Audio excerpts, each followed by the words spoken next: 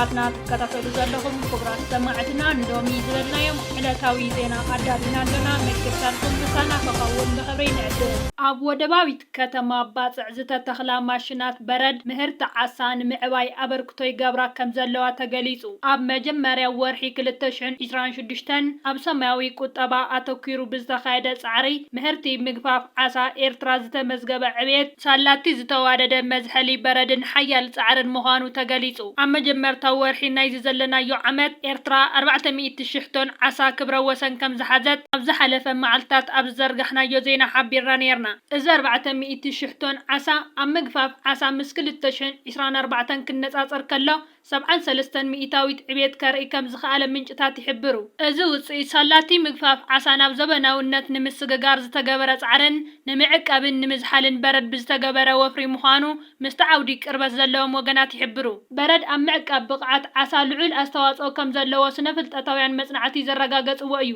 ቀረብ በረድ ከይወሳካ ብቕዓት ምህርቲ ዓሳ ክረጋገጽ ስለ ዘይክእል ሚኒስትሪ ሃብቲ ባሕሪ ኤርትራ ካብ ነዊሕ እዋን ኣትሒዙ ኣብ ንጥፈታት ምግፋፍ ዓሳ ከጋጥሞ ንዝጸንሐ ሕጽረት በብደረጅኡ ንምቕላልን ንምፍዋስን ኣበርቲዑ ክሰርሕ ከም ዝጸንሐ ዝተፈላለዩ ናይ ዜና ምንጭታት ክሕብርዎ ዝጸንሑ ኮይኑ ኣብዚ ቀረባ ዓመታት ኣብ ባፅዕ ክልተ ሓደስቲ ብኤሌክትሪክ ዝሰርሓ ማሽናት ብረት ብምትካል ንስራሕ ድለዋት ብምግባርካ እዚ ተመዝጊቡ ዘሎ ብበዝሒ ምግፋፍ ዓሳ ክረኽቡ ከም ዘኽኣለ እቶም ምንጭታት ይሕብሩ ኣብ ኤርትራ ዝርከቡ ናቕጣታት መራገፊ ዓሳ ዝግልገሉ ልምዳውያን ገፈፍቲ ዓሳ በቲ ኣብዚ ሕጂ እዋን ዝወሃብ ዘሎ በረድ ምስቲ ዝነበረ ሕፅረት ክረአ እንከሎ ዘተባብዑ ውፅኢትን ዕብየትን የርኢ ከም ዘሎ እቲ ብሚኒስትሪ ሃብቲ ባሕሪ ዝተዳለወ ዓውዲ ተወኪሱ ዝወፀ ሓበሬታ ኣረዲኡ እቲ ጽሑፍ ወሲኹ ሕጂ እውን ነቲ ጽላት ንምዕባይን ንምስሳንን ዝሰላሰል ዘሎ ዓበይቲ ስራሕቲ ከም ዘለው ይገልጽ እዚ ከምዚ ኢሉ እንከሎ ከም ኣካል 2019 ኣትሒዙ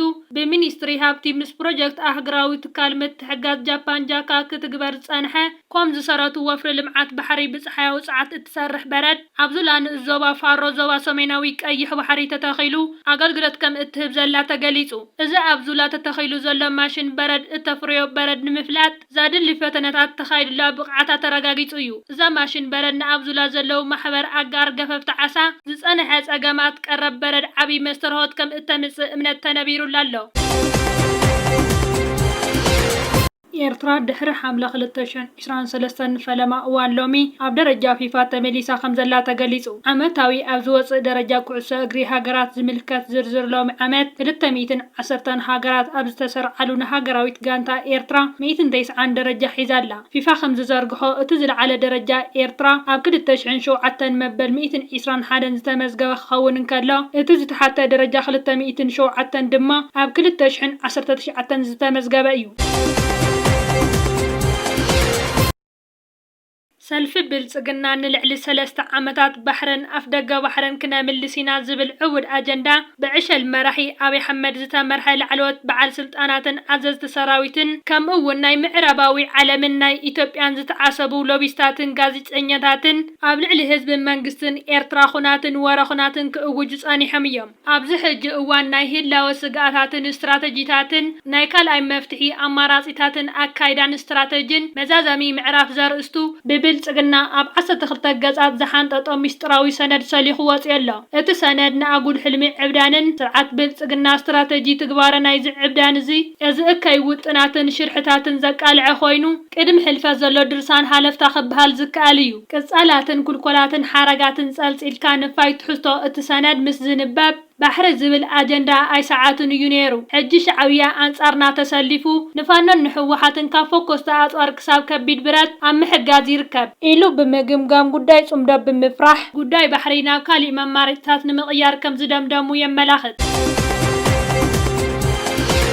ኣመላ ማእኸላይ ምብራቕ ዝካየዱ መጥቃዕትታት ሕጂ እውን ይቕጽሉ ኣለው ፍሉይ ልኡኽ ዶናልድ ትራምፕ ዝኾነ ስቲቭ ዊትኮፍ ኣሜሪካ ኣብዚ ሰሙን ምስ ኢራን ክትዘራረብ ተስፋ ከም ዘለዋ ገሊጹ ወሲኹ ነቲ ኣብ መጀመርታ ናይዚ ሰሙን ዝተገለጸ 15 ነጥብታት ዝሓዘ ስምምዕ መልሲ ትጽበ ከም ዘላ ሓቢሩ ኣብ ኢራን ኣብዚ ወርሒ ንሳልሳይ ግዜ ኣብ መመንጨዊ ኒውክለሳዊ ሓይሊ ቡሸር መጥቃዕቲ ከም ዝተፈጸመ ገሊጻ بتوسخي إسرائيل أما أخلاي إيران أبزركب تكال ماي أراك متقعتي كم زفت سمت حبيرة منقستاوي معخن زينا إيران متقعتي أمريكان إسرائيلن نسبيلاوي بوتاتات إلى ما زقبر مخانو كم تبصب منيستري قدات وصاي عباس أراكجي حبيرو حيالو هاجرات وشمت عرب حدش متقعتي مكل خالي كايدا خمزلو حبيرن إمارات عرب دما مكل خال أيرا كاب إيران زتونج أفن بالستيك ميسايلات دروناتن أم عقاد كم زتوافرت قليسا إيران قبل مدبر أير لؤل سلطان سعود عرب بزكايدتو متقعتي عسرتو تهدرات أمريكا كم زقصالو من جتات EBS نيوز حبيرهم اتمتقعتي ميسايلات سوب ألبو نفرتن زتقالل مخانو اتمنج حبيرو اتم أمريكاوان أزيو خبيد مقداتي خمزقات تقاليزو أزي خمزيلو نهالو أمريكا عبيتي مراخد صعنات نفرتي نما خلاي مبراق توافر كم زلا يقلص الله USS جورج H.W. بوش بزبل اتصوع لعل 8 نفرتي اتسكم مركب أمريكا نما خلاي مبراق توافر كم زلا زتفالليو منجتات CBS نيوز كم زحبرو تقاليزو اتا مركبن سرحتنياتاتن سلطانهم أما جمرتا نايزي ورحي دحري مززام ابتا اب إيران زكار زلو سرحيتات كسنبرو خمزخولو سبا سلطان أمريكان CBS نيوز قاليزام USS دونالد كوكن USS ماسنن بزبل زصوع خلته عنوتي ميسائلات ون ابز سمن كاب أمريكا تبقيسان أمن قد يركبا خمزلوا تقاليزو بأنصارو دما إسلاماوي حلوات ثورة إيران بمصعب هرمز كحلفات زفتنا 3 ناي صعنت مراخب كملاسا كم زغدد قليصو إسلاماوي حلوات ثورة إيران أبزوصو مغلصي ناي زتفالالي حقرات كونتينرات صعنا 3 مراخب بتزتفقدلن مراكب زحلفالو فولي مسمر كحلفا فتينانن كاب حيلي بحري حلوات ثورة بزتوهابن متنقطا جن